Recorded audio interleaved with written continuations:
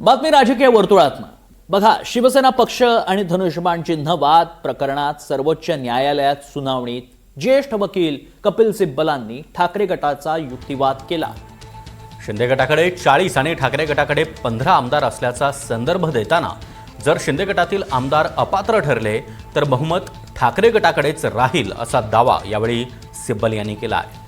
त्यामुळे मूळ पक्ष हा ठाकरे गटाचाच ठरतो आणि शिंदे गटाला पक्ष आणि चिन्ह देण्याचा प्रश्नच उद्भवत नाही, असाही युक्तिवाद यावेळी सिब्बलांनी केला। तसंच पक्षांतर विरोधी कायद्याचा हेतू लक्षात घेऊनच घटनात्मक तरतुदींचा अर्थ लावला पाहिजे असा युक्तिवाद देखील सिब्बल यांनी सर्वोच्च न्यायालयात केला आहे।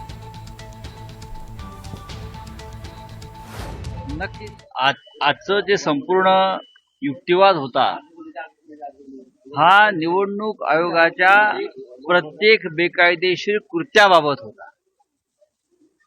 बरोबर ना? बरोबर आम्ही ऐकत होतो, तुम्ही ऐकत होता, तुम्ही पाहिलं असेल की या देशातला निवडणूक आयोग ज्याने निष्पक्षपाती काम करण्याची जबाबदारी संविधानानुसार घेतलेली आहे त्या निवडणूक आयोगानं शिवसेनेच्या बाबतीमध्ये किती बेकायदेशीरपणे काम केलं आणि पक्षपाती निर्णय घेऊन एका बेकायदा गटाला मान्यता देण्याचा प्रयत्न केला, याच्यावर आज कपिल सिब्बल साहेबांनी युक्तिवाद केला। दरम्यान शिवसेना कुणाची, धनुष्यबाण कुणाचा या संदर्भात आज सर्वोच्च न्यायालयामध्ये नेमकं काय काय घडलंय पाहूया।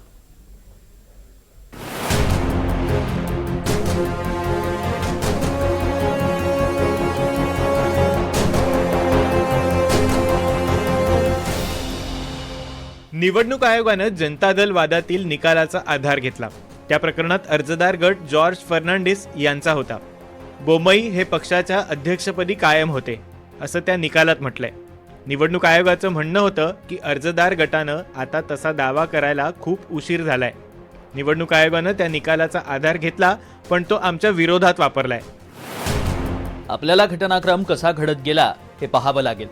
ती जुनी कसोटी प्रत्यक्षात नाकारली गेली आहे। मी ते सिद्ध करून दाखवेन। तो निर्णय संघटनात्मक बहुमतावर आधारित होता। आयोगाच्या निकालातच निवडणूक आयोगाच्या अधिकाऱ्यांच्या मर्यादा मान्य करण्यात आल्या आहेत।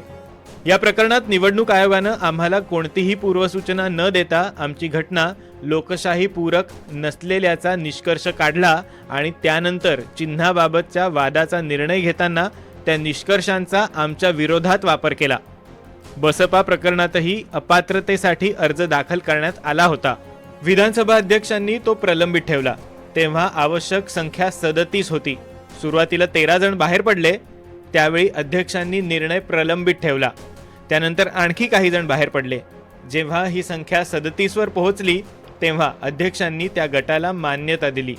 उच्च न्यायालयानं या निर्णयाविरुद्ध निकाल दिला। सर्वोच्च न्यायालयानं यावेळी स्पष्टपणे सांगितलं होतं की फूट मान्य करण्यासाठी पहिल्या कृतीनंतर घडलेल्या घटनांचा विचार केला जाऊ शकत नाही। सुरुवातीचे 13 जण बाहेर पडले, ती फूट मानली जाऊ शकते की नाही याचा निर्णय घेणं अध्यक्षांवर बंधनकारक होतं। 1/3 संख्या पूर्ण करण्यासाठी तुम्ही आमदारांची संख्या हळूहळू वाढवत नेऊ शकत नाहीत। आता या प्रकरणात पहा, अर्ज केला गेला पण यावर अद्याप निर्णय झालेला नाही। नोटिशीला 2023 मध्ये उत्तर देण्यात आलं। तुम्ही निर्णय घेत नाही, परिस्थिती बदलू देता, मुख्यमंत्री बनता आणि आधी निवडणूक आयोगाकडे जाता। देशात कायद्याचं राज्य टिकवून ठेवण्यासाठी आवश्यक असलेले कायदेशीर निकष निश्चित करण्याची संधी या न्यायालयाला आहे। केवळ न्यायालयच लोकशाहीचं रक्षण करू शकतं। संसद कायदे करेल पण त्या कायद्यांची कसोटी इथेच लावली जाते। सत्तेवर कोणताही पक्ष असला तरीही प्रत्येक सत्ताधारी पक्ष अपात्रतेच्या याचिकांवर निर्णय होऊ नयेत असाच प्रयत्न करतो।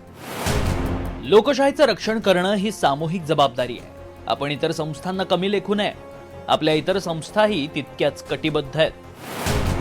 गेल्या 20, 30 किंवा 40 वर्षात ज्या प्रकारे हे सर्व सुरू आहे ती आपल्या सर्वांसाठी अत्यंत चिंतेची बाब आहे।